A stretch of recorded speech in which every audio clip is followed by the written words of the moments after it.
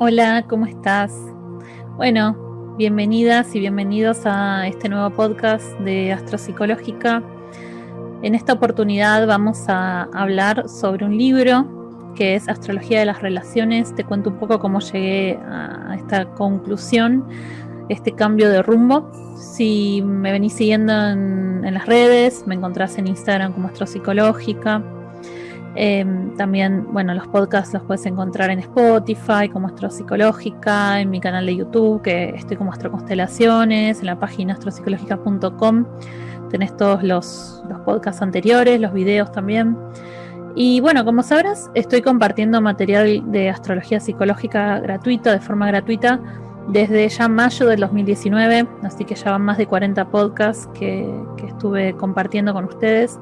Y realmente me dio ganas de cambiar un poco el rumbo, de hacer algo original, algo que no se encuentre en todos lados, también para que nos sigamos cultivando con este saber astrológico que es tan fantástico. Entonces tenía ganas de leer un poco. Entonces dije, bueno, es una buena forma de poder agarrar un libro que disfruto mucho, y aparte estos autores que son realmente maravillosos, como, bueno, Richard Idemont, que es el que vamos a leer hoy, Liz Green, Stephen Arroyo, ¿no? Los grandes maestros de la astrología humanística. También propuse que otra posibilidad es leer algún texto de psicología profunda, de psicología junguiana.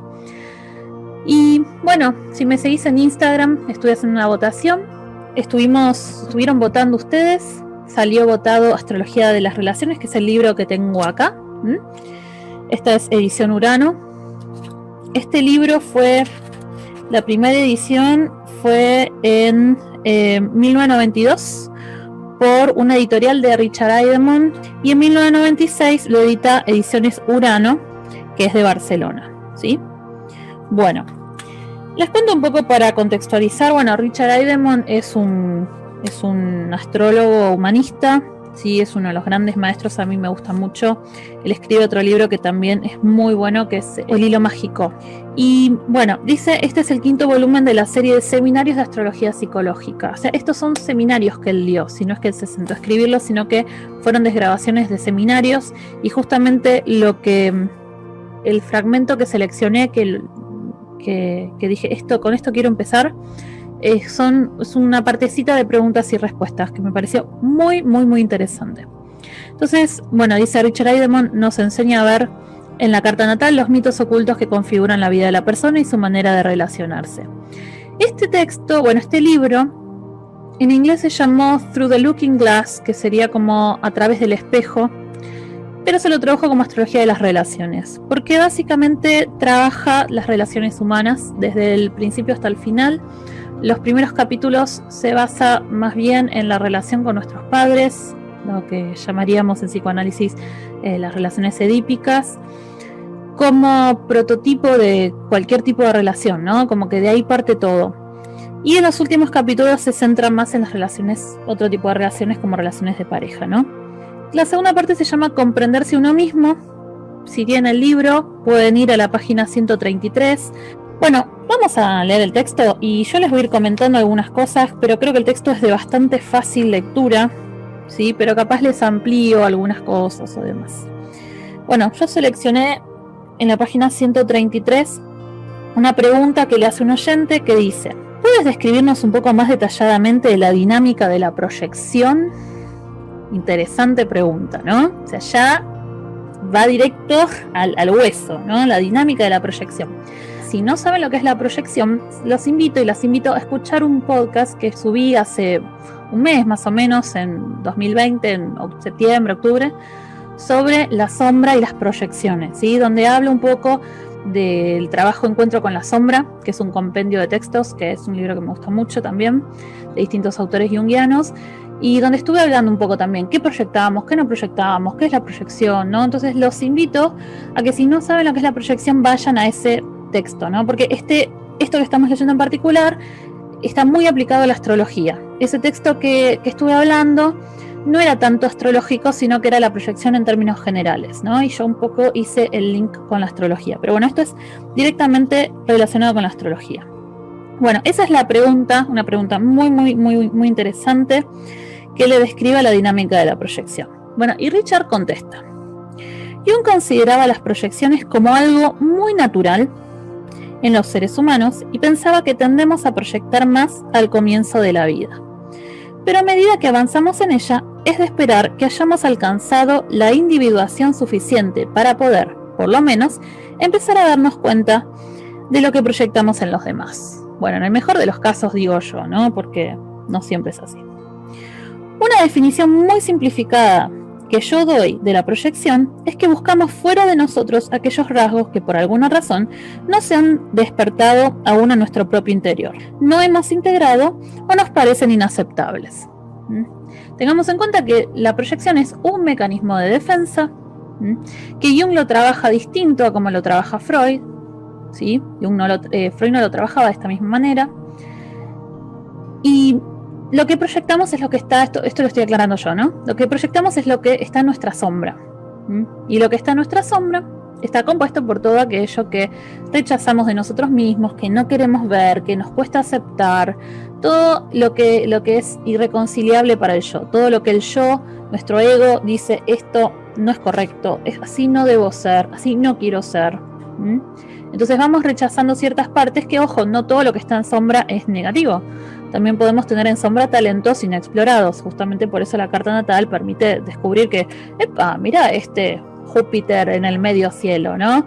Y capaz la persona dice, no, pero yo, no sé, le tengo miedo a la exposición pública, no, yo me quedo en mi oficina y nosotros vemos que tiene un talento para poder ser un docente, un maestro, algún referente, ¿no? Que tiene como otros talentos, pero que la persona aún no exploró. Eso también puede estar en sombra, ¿sí? Cuando los astrólogos decimos está en sombra, quiere decir que es una parte nuestra que aún no reconocemos de nosotros mismos, ¿sí? Porque la carta natal, tengan en cuenta que no siempre está toda actuada 100% expresada, no nos identificamos 100% con todo lo que somos. La carta natal es como si fuera la semilla que podemos llegar a desplegar, pero eso dependerá de las condiciones, dependerá cuánto. Si yo tengo una semilla, pero si no la planto, no va a crecer nunca. Tengo una semilla, pero si la planto y le echo poca agua, es como un niño que es poco estimulado, ¿no? No va a desarrollar tanto como un niño que tiene mayor estimulación. Entonces, bueno, no todo nuestro potencial lo vamos a desplegar. Podemos morir no habiendo desplegado montones de partes nuestras, ¿no? Que esto lo dice de una forma u otra Heidemon, y ahora vamos a llegar a esa parte. Bueno, sigue diciendo: desconocemos o rechazamos partes de nosotros mismos y entonces las vemos en los demás. Esto es importante porque el mecanismo de la proyección no es el único mecanismo defensivo que tenemos un montón más, ¿sí? Pero es un mecanismo que directamente yo pongo afuera partes mías, partes propias. Y si vuelven al podcast que compartí hace unas semanas atrás, recuerden que una de las formas donde nos damos cuenta que estamos proyectando, porque si no nos quedamos en esto de que, bueno, si yo lo veo en el otro es proyección, ¿no? O esta idea de que cuando yo señalo afuera, un dedo me está señalando a mí. Y ojo con eso. A ver, hay veces que el asesino es el asesino, el violador es el violador, la injusticia es la injusticia, ¿sí? O sea, no está mal señalar cuando alguien nos está perjudicando de una manera, ¿sí? Porque si no, entonces no podríamos nunca denunciar nada, ¿no? Lo que se refiere es cuando uno se ensaña con otra persona, cuando uno tiene como ese rechazo visceral que, ay, no me trago a las personas que son así, y la persona no te hizo nada para que esto sea así. Entonces, en esos casos puede ser, es muy, muy factible que estemos proyectando algo de nuestra propia sombra. Pero no siempre es que somos exactamente iguales a esa persona. Ojo con eso también. Porque a veces puede ser que rechacemos, por ejemplo, a la gente que es muy egocéntrica. No me banco la gente que es egocéntrica, no soporto a la gente que es egocéntrica, ¿no? Y no podemos caer en el simplismo, que realmente es un simplismo que no debemos caer de ninguna manera, menos si nos dedicamos a la terapia o acompañamiento de otros, de decirle, si no te cae bien la gente que es egocéntrica es porque vos sos egocéntrica. Por favor, es una ridiculez, ¿sí? Puede ser que la persona esté proyectando un estilo vincular que tuvo, por ejemplo, con mamá o con papá, donde nunca hubo un lugar para esta persona, donde mamá era el centro de escena todo el tiempo, o papá, ¿sí? O, bueno, pueden ser miles de situaciones, pero quiero decir, puede ser un lugar que ocupó en una relación fundamental, como la relación con nuestros padres, que le despierte una herida. Entonces, puede ser que esté proyectando a su madre o a su padre o a su hermano, ¿no? O una pareja que le dejó una herida muy profunda, ¿sí? Entonces, a veces lo que proyectamos no es exactamente cómo somos, sino alguna herida que tenemos, algo que nos hizo mal en el pasado, ¿sí? Así que también, cuando hablamos de proyección, tenemos que tener en cuenta de que no es algo tan lineal. La vida no es tan lineal, ¿sí? La vida es más bien compleja. Se pueden proyectar tanto los aspectos negativos como los positivos, dice Richard Eiderman. Las cualidades que tenemos pero que aún no hemos desarrollado quizás sean las mismas que admiramos en otras personas. O sea, también podemos tener talentos, ¿no?, guardados. Las cosas que no nos gustan de nosotros mismos también las proyectamos en los demás, colocándolas afuera en el mundo. Creo que las relaciones que establecemos en la vida no son casuales ni aleatorias. No son algo que nos suceda por puro azar. La proyección tiene muchísimo que ver con la gente que atraemos hacia nosotros. Acá, Eiderman está hablando de otro nivel de la proyección, que tiene que ver con un nivel más energético, ¿no? Porque una cosa es más psicológica, la proyección psicológica, que es esto que veo en el otro y que yo no sé por qué, pero me cae mal y no lo tolero, y que puede ser que sea un aspecto propio o que tenga que ver con una herida propia. Pero acá está hablando esta última oración que dice: la proyección tiene muchísimo que ver con la gente que atraemos hacia nosotros, con un nivel energético de la proyección, ¿sí? Que sería como otra forma de pensar la proyección. Que nosotros sabemos en astrología, los que hacemos astrología humanística, junguiana y transpersonal, entendemos que nuestra carta natal es un todo vibratorio, es un ADN energético que está constantemente pulsando, emitiendo energía hacia afuera y recibiendo hacia adentro, ¿no? Y siempre mis alumnos en la escuela saben que yo siempre uso el símbolo de la lemniscata, que es como el infinito, como un 8 acostado, ¿no? Donde hay algo que sale y algo que entra, ¿no? Donde el afuera es el adentro y el adentro es el afuera. Entonces acá lo que se está refiriendo es la proyección de nuestra propia energía hacia afuera. Aquello que yo soy lo proyecto afuera, donde si hay partes de mías que yo no me reconozco, esto ocurre mucho con el ascendente, por ejemplo, ¿no? Que cuando vimos la serie de ascendentes lo charlamos un montón. Si yo tengo un ascendente, pongámosle en Escorpio, pero después tengo en mi carta natal mucho Libra, mucho Tauro, mucho Piscis, ¿no? Tengo energías como más suaves, más blandas, y no reconozco esa intensidad en mí.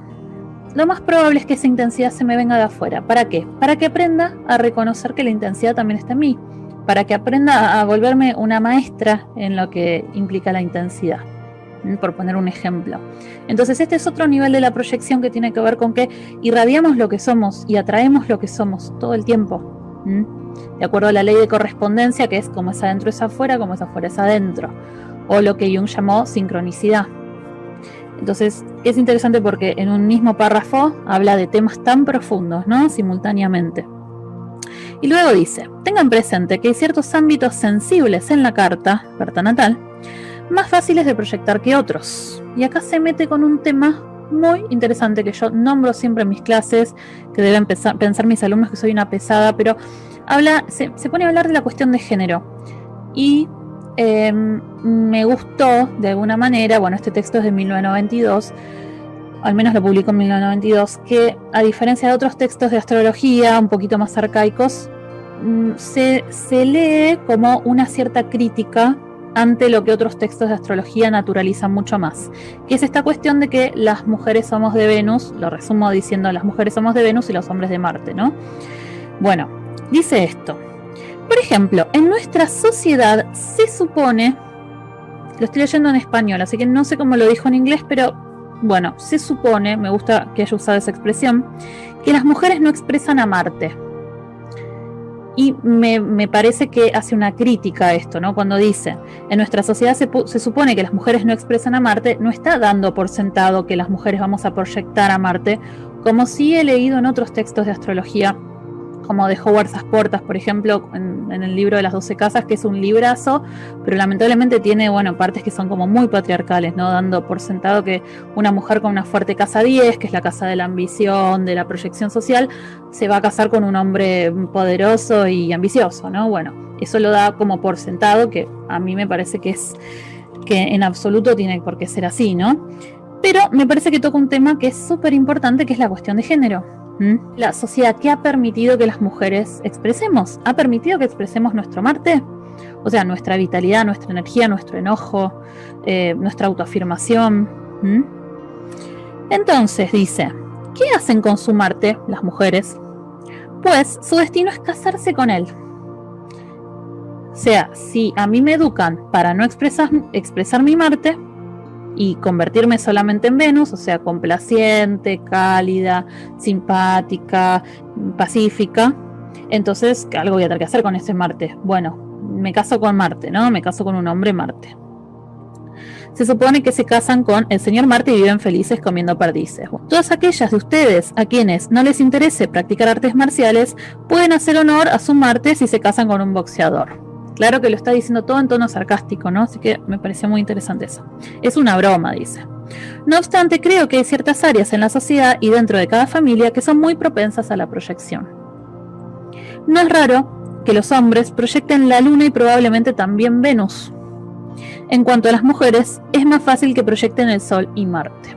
Bueno, ahora se pone a hablar de la sociedad monoteísta, pero ese parrafito, ¿no? Que dice, se supone que las mujeres tienen que proyectar a Marte y que los hombres tienen que proyectar su Venus y su Luna, es un tema que da para largo y tendido, da para un seminario, que yo lo trabajo un montón, tanto en mi formación de astrogenealogía, en mi escuela de astroconstelaciones, como en la formación astropsicológica, que es la educación que tenemos, la formación que tenemos, lo que la sociedad nos va moldeando, ¿sí? Y lo que nuestra familia también nos va moldeando, hace que muchas mujeres repriman su Marte y su Sol, o sea, su luz, su brillo. Si antiguamente, y no les digo hace tanto, hace 50 años, las familias mandaban a la universidad al varón, porque igual la mujer se iba a quedar adentro de casa, y hay videos en internet de los años 50, 60, donde muchas mujeres dicen, ¿para qué voy a ir a estudiar si yo tengo que ser ama de casa? Literal. Bueno, es lógico que la mujer, el sol lo va a proyectar. Lo va a proyectar. ¿Por qué? Porque no lo va a expresar. Lo que yo no expreso conscientemente, lo proyecto. Y lo mismo para los hombres, ¿no? La sensibilidad, la dulzura, la ternura, los cuidados, el afecto, las emociones han sido reprimidas para los hombres. No se les ha permitido que lo expresen. ¿Qué se le dice? Ahora ya no tanto, ¿no? Pero ¿qué se les solía decir a los niños? No llores, sos el hombre de la casa.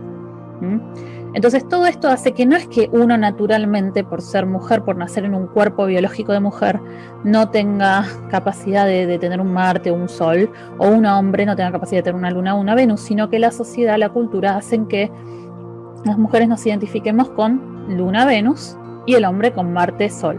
Entonces lo que no nos identificamos lo proyectamos. Esto está cambiando, pero sin duda es un aspecto a considerar, especialmente si tenemos consultantes, no dar por sentado de que la mujer que tenemos allí enfrente, si viene una mujer leonina con un Marte en Aries, no demos por sentado que la mujer se siente leonina con Marte en Aries. Y si la vemos con un carácter más bien pacífico o una personalidad muy suave, preguntémosle si su pareja, si su novio o su padre o los hombres en su vida no tienen un carácter fuerte, dominante, porque probablemente que sea así. Probablemente que sea así. Y si tienen en consulta a un hombre con una Venus en Cáncer y con una Luna en Piscis, no den por sentado que ese hombre va a ser una ternurita, porque capaz él no se identifique con esa energía, pero su esposa sí, o su madre, o sus hijas, ¿no? Las mujeres de su entorno. Bueno, yo soy partidaria de que llegó la hora de que dejemos de proyectar estas cuestiones, que es bastante ridículo, y que vayamos identificándonos con toda nuestra carta natal. Pero también hay ciertas partes de nuestra carta natal, esto lo estoy aclarando yo, lo estoy sumando yo. Hay ciertas casas, por ejemplo, astrológicas, que tienden más a la proyección, como la casa 7, que tendemos a proyectarlo en la pareja y en los otros, como la casa 1, que es una casa ciega, especialmente la primera mitad de la vida, que cuesta mucho, ¿no? Entonces tengo un Júpiter en la 1, me va a costar sentirme una maestra o un maestro. Si tengo un Venus en la casa 1, me va a costar sentirme sensual, simpática, sociable, ¿sí?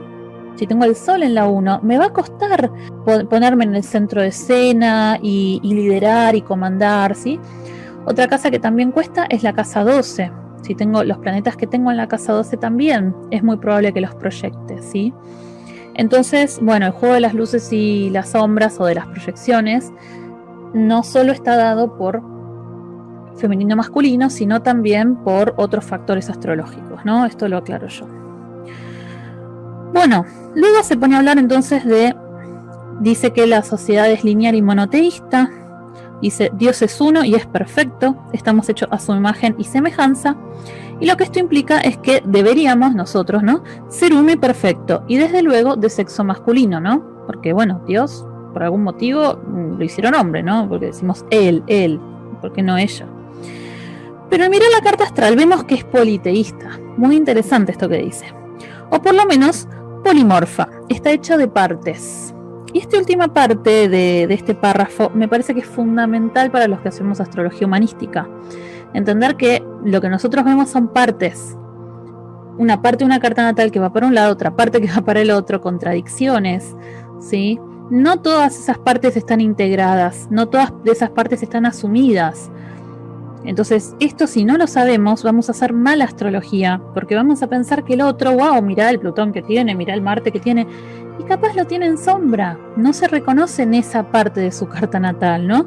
Y esto, bueno, voy a leer lo que dice Eidemann, que me parece que está muy bueno. Dice: cada dios y cada diosa tienen su propio lugar en la carta, de modo que, ¿cómo nos las arreglamos con el hecho de que en realidad somos una sola persona hecha de partes diferentes? Esto es lo que nosotros le llamamos subpersonalidades, o personajes internos también le podemos decir. Una manera de encarar el problema es proyectar en los demás partes de nosotros. En vez de reconocer la existencia de todo un reparto de personajes que llevamos dentro y de admitir el hecho de que todas las dramatis personae están contenidas en nuestro interior, buscamos a otras personas para que expresen partes de nosotros mismos. Bueno, eso me parece que es fundamental, ¿no? Pensar que no estamos integrados. Eso es lo que Jung llamaba el camino de individuación. Integrar todas nuestras partes que están divididas.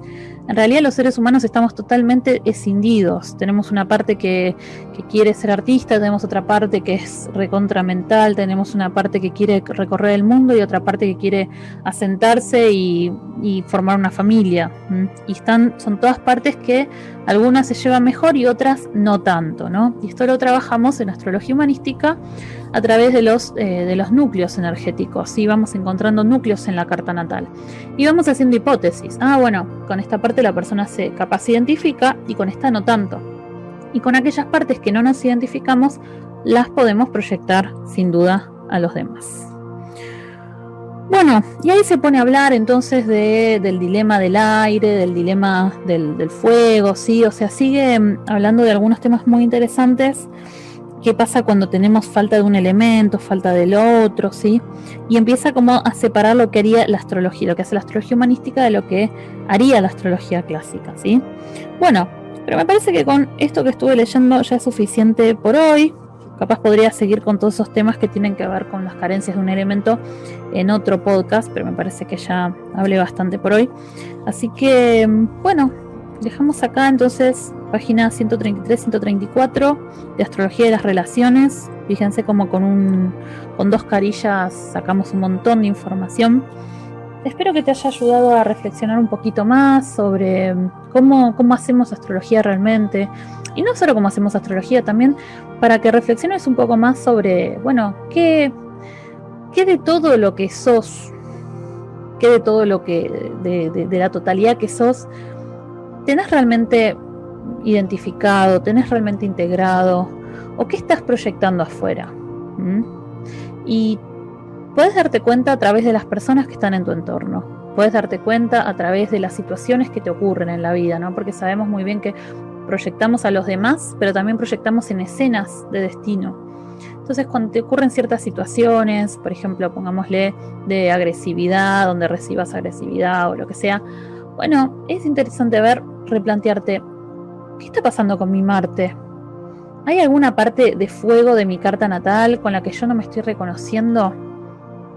¿Por algún motivo estoy viviendo experiencias donde el otro me agrede, donde el otro me activa, me estimula o me desafía? Bueno, ¿qué está pasando, ¿no? Con esa parte de mi carta natal? ¿Qué le proyecto a mi pareja? Este es un tema. ¿Qué le proyecto a mi pareja? ¿Qué de mi carta le entregué a mi pareja para que él se haga cargo, ¿no? O ella. ¿Qué es lo que el otro está jugando de mí? ¿Qué papel? ¿Cuál de todos esos actores internos que tengo como una obra de teatro, ¿no? Imagínense que ustedes son la obra de teatro, ustedes son los guionistas, ustedes son la escenografía y son los actores, ¿no? Y hay personajes que para ustedes son más fáciles de actuar que otros. Entonces, ¿cuáles de aquellos que no están actuando se los están actuando los demás? Sus padres, sus amigos, sus vecinos, sus parejas, el hueso de la astrología humanística, que es lo que nos diferencia tanto de la astrología clásica, que también, digo, es maravillosa, la astrología clásica me encanta, pero no tiene estas consideraciones que bueno, para eso es necesario leer la obra de Jung, es necesario comprender que no somos todos 100% en luz constantemente. Hay muchas partes de nosotros mismos que no sabemos que están ahí, ni siquiera las podemos ver. Así que bueno, es un tema que da para más, pero me parece que está bueno que vayamos un poco repensando estas cuestiones. Bueno, si te gustó el podcast, te invito a que lo compartas con la gente que te parece que le puede llegar a gustar. Y bueno, nos seguimos escuchando. La próxima voy a seguir seguramente un poquito más con este capítulo, otros capítulos más. Y bueno, vamos a seguir haciendo astrología humanística. Les dejo un abrazo.